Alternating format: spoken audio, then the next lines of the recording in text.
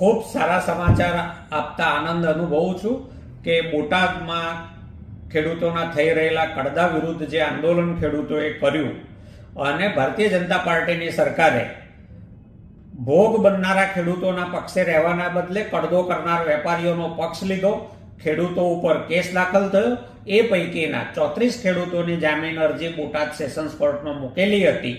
એ 34 પૈકી 27 ખેડૂતોના જામીન આજે નામદાર કોર્ટે મંજૂર કર્યા છે. 7 અરજીઓ પેન્ડિંગ છે, એનો ચુકાદો હવે આવશે. પરંતુ ખૂબ ખુશીના સમાચાર એ છે કે 27 ખેડૂતો જેમને કેસમાં કોઈ રોલ વગર એક સામૂહિક સોગંદનામા દ્વારા આરોપી બનાવવામાં આવ્યા હતા, એવા નિર્દોષ ખેડૂતોનો હવે જલ્દીથી છુટકારો થશે.